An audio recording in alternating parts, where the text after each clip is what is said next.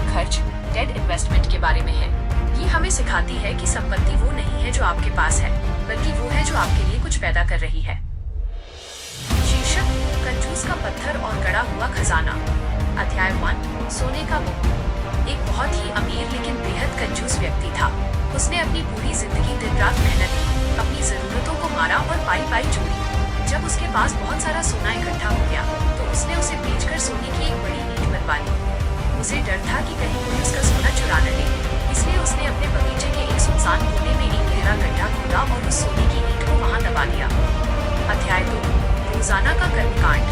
वो कंजूस रोजाना आधी रात को चुपके से बगीचे में जाता, गड्ढा खोदता, उस सोने की ईंट को छूता, उसे देखता और खुश होता। उसे लगता कि वो दुनिया का सबसे भाग्यशाली इंसान है क्योंकि उसके पास इतना सोना है।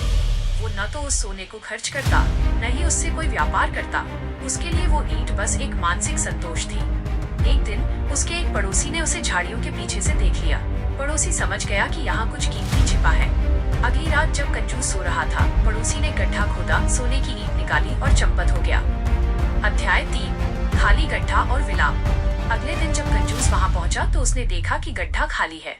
वो जमीन पर पटक पटक कर रोने लगा। उसकी चीखें सुनकर आसपास के लोग इकट्ठा हो गए। कंजूस छाती पीटते हुए बोला, मेरा सब कुछ लुट गया, मेरी जिंदगी भर की कमाई चली गई, अब मैं क्या करूँगा। अध्याय 4: राहगीर की कड़वी सच्चाई। भीड़ में से एक बुद्धिमान राहगीर आगे आया। उसने पूरी बात सुनी और फिर एक बड़ा सा पत्थर उठाया और उसे उसी खाली गड्ढे में डाल दिया। राहगीर ने कहा, लो, इसे मिट्टी से ढक दो और सोच लो कि तुम्हारा सोना वापस आ गया। कंजूस गुस्से में चिल्लाया, क्या? ये तो पत्थर है, सोना नहीं। इसकी क्या कीमत है?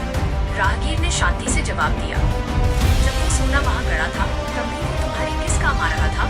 न तुमने उसे पहना, न उसे खाना खरीदा, न उसे किसी व्यापार में लगाया। तुम्हारे लिए वो सोना भी उस पत्थर की तरह ही बेकार था। जो धन उपयोग में न आए वह केवल मिट्टी है। इस कहानी का गहरा विस्तार। The voice over context. ये कहानी फाइनेंस के सबसे कड़वे सच, अपॉर्चुनिटी कॉस्ट और डेड एसेट्स को उजागर करती है। 1. यूटिलिटी का सिद्धांत, प्रिंसिपल ऑफ यूटिलिटी। धन की वैल्यू उसकी मात्रा में नहीं, बल्कि उसकी क्रय शक्ति, परचेसिंग पावर और निवेश क्षमता में होती है। यदि पैसा तिजोरी में बंद है और बढ़ नहीं रहा तो वो धीरे धीरे अपनी वैल्यू खो रहा है। 2.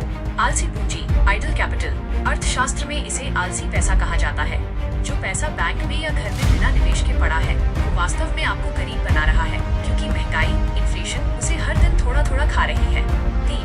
मनोवैज्ञानिक अमीरी। कई लोग केवल बैंक बैलेंस देखकर खुश होते हैं, लेकिन वे अपनी जीवन शैली या समाज के लिए उसका उपयोग नहीं करते।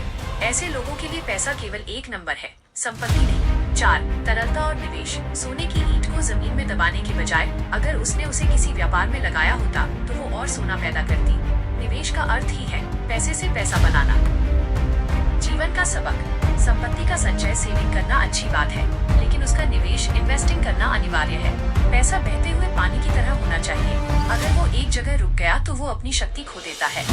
याद रखिए, अमीर वो नहीं जिसके पास बहुत पैसा है, अमीर वो है जो पैसे का सही उपयोग करना जानता है। यदि आपका पैसा आपके लिए काम नहीं कर रहा है तो वो महज एक पत्थर है जिसे आपने अपने मन की तिजोरी में दबा रखा है।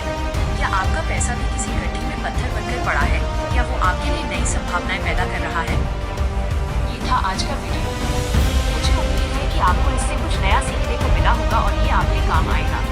अगर आपको ये वीडियो पसंद आया तो लाइक का बटन दबाना न भूलें। चैनल को सब्सक्राइब करें ताकि आप हमारा कोई भी नया वीडियो मिस न करें। और हाँ, अगर आपके मन में कोई सवाल है या आप किसी खास टॉपिक पर वीडियो चाहते हैं तो नीचे कमेंट बॉक्स में जरूर लिखें। आपके सुझाव हमारे लिए बहुत कीमती हैं। अपना कीमती समय देने के लिए बहुत बहुत धन्यवाद। देखते रहिए इंस्पिरिन MTP, सीखते रहिए और दूसरों को प्रेरित करते रहिए। मिलते हैं अगले वीडियो में। जय हिंद।